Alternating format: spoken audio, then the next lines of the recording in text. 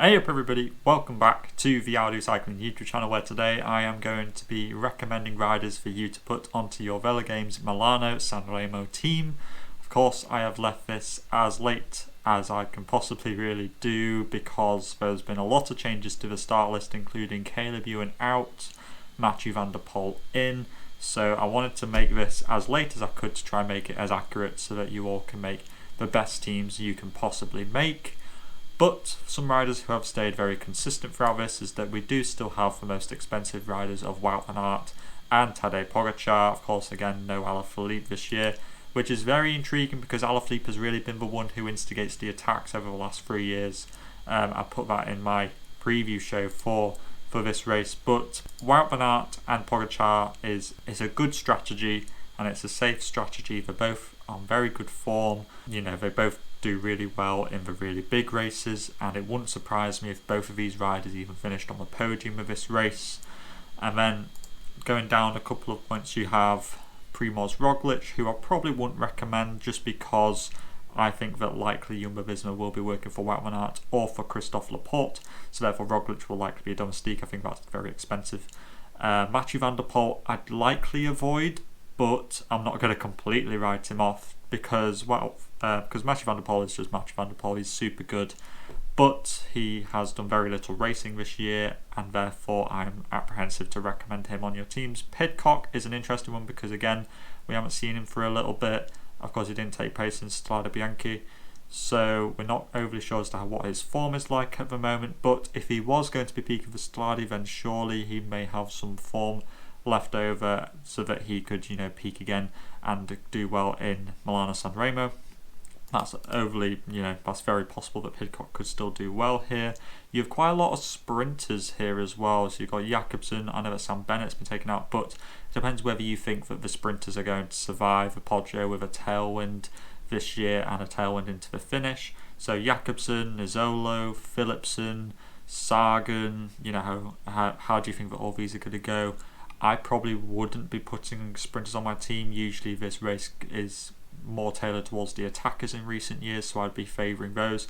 I think that Mads Pedersen does provide a bit of an alternative because he is in superb form, where he isn't just an out-and-out sprinter, but he's very much a puncher as well, where he could very much make that winning move as well. So I think Pedersen is another strong rider to be putting on. I'd be avoiding the likes of Van Avermaet, Matthews, Moscon, Shackman. I'm not a big fan of those. Seneschal is an interesting one because without Alaphilippe here, he'll have a bit more freedom. But Seneschal likely have been going into this race with a mindset that he'll be helping Alaphilippe, so therefore his form might not be in tip-top condition because he isn't expecting to be leading this race, which just makes me a little bit cautious about putting Seneschal on, including a lot of the other De Koenig Quick-Step riders. Then you have Aran Baru, who's consistent in this race but hasn't looked too great. Cosnefroy fits this race but again hasn't shown great form. Demar fits in with the sprinters as I said above. Ganna and Hayter I'd probably be avoiding just because Hayter's positioning doesn't seem great in the peloton, but if he is in good position then by all means I think that he'll be a great option. Ganna's just a bit risky for 20 in my eyes. I'd much rather be putting on Christophe Laporte just because of how he looked at Paris-Nice. He looked really strong setting up Wout van Aert in stage 1, and then ultimately Christophe Laporte won that stage. Mohoric would be a good option, but he doesn't seem quite in good form. Stibar I'd likely avoid as well. The 18 pointers, not a big fan of any of them really. Formolo, Garcia, Kwiatkowski, Turgis, Ulissi and Viviani. I just think there are better options, even like Laporte, a couple up, or even like some riders who are a bit cheaper. Bettiol has been a recent addition. I think that he's a good option. Of course, he's cheaper than he was last year.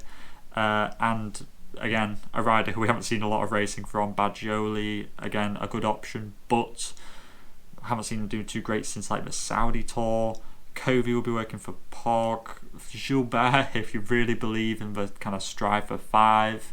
Mikko Frolicanore I wouldn't recommend, or Pasquale or Vermeersch, really, just because they don't suit this race too much. 14 pointers, I do think there are some really good 14 pointers. Coquard and Cernclau, they both look incredibly good at Paris-Nice. So did Luka Mezgec actually, so all of those 3 would be some really good 14 pointers. Cernclau especially I'd be recommending people put on my team. Even Endelea van der Lam, who did get good at the Milano Torino just the other day. 12 pointers, there are a few good ones, maybe Bauhaus, Buhani, as well. Connor Swift for a real outsider, 10 pointers. Again, maybe Simone Consonni or perhaps Gonzalo Serrano for Team Movistar. 8 pointers. Really, I think that Binyam Girmay for 8 points is quite undervalued. He could very much finish maybe top 20, top 10 in this race on a really good day. I think that he's likely seems the best climber and probably could post a best result for Intermarché. So I think that Binyam Girmay for 8 is really good value. Maybe Maxime Van Hils with Caleb Ewan being out of this race now. He could be given a bit more freedom. 6 pointers, there aren't too many. I'd be recommending my strongest recommendations are Stefan Bissiger and maybe Quentin Pacher, just because Pacher, they seem all in on Damar, but he is likely the best kind of climber, I guess, out of that group. You could also pick maybe Geniette, who is also, he's 8 points though.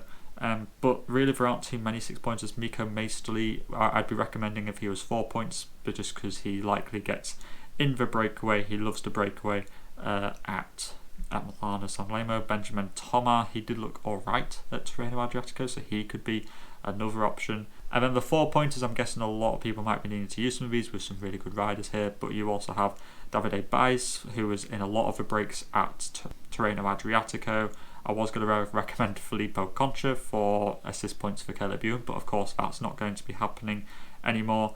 And then you also have just a lot of the pro-continental riders for Aiello, Bardiani and Delone Hopper. I mean, you could really go with any of those and try and get them in the breakaway, because them getting in the breakaway gets you, I believe it's 60 points for each checkpoint, so that's 50% through the race, then 50k's to go, 20k's to go. Likely they won't make it past 20k's to go, but if they did make it to at least 50 kilometers to go, that's 120 points, which is better than getting the assist points for the rider who finishes in first place. So I'd be saying that it's better to stack up on the pro-continental riders instead. So now that I've gone through all the riders, I want to talk about through some of the kind of scenarios that I'm going through with my teams. Of course, this is an option. You could go with kind of spreading it out just a little bit with Wout, Pogacar and Laporte, and then some points into Girmay. If you really wanted Pedersen, you can just pick Pedersen, Wout, Pogacar, and then just pick a load of 4 pointers at the bottom. Very, very viable strategy, and it's one that I'm definitely considering. And then just putting a load of pro-Conti riders, hope they all get in the breakaway, they all get you 120 points or something like that. That's really not too bad of a strategy. Your alternative is really to reduce down Wout or Pogacar to a lower point rider and then spread the points out a bit more evenly. For me, if I had to choose to take off Wout or Pogacar, I would likely, it's difficult because Pogacar seems to be the out and out leader for UAE Team Emirates and is in such good form. But Wout, despite also being a leader, there is just, Laporte's there as well, and could Laporte sneak in as a bit of a plan B? Possibly, but I think I'd recommend keeping Wout on and taking Pogacar off. I think the rider who I'm most tempted in is actually Søren Kragh Andersen at 14, and that saves a lot of points, a lot of points. So, and then you could put those back on, and I think, with 18 points left to put on, I think that my favourite 22 pointer is Seneschal actually, just because we are going into the classic season, so you'd expect him to have some kind of element of form there, but it's not an absolute certainty. I might be more tempted to go with Laporte instead, and then maybe I could put Søren Kragh up to Alberto Bettiol. So that's kind of the strategies that I'm going through. Do I go with Wout and Pog, or do I take off kind of Pog and put on Søren Kragh to try and spread the points out a bit more?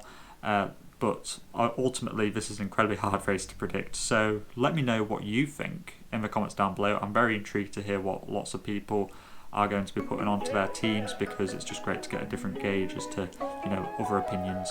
And yeah, all that is left to say is to enjoy the race on Saturday, keep safe out there, and I will see you in the next video. Salut!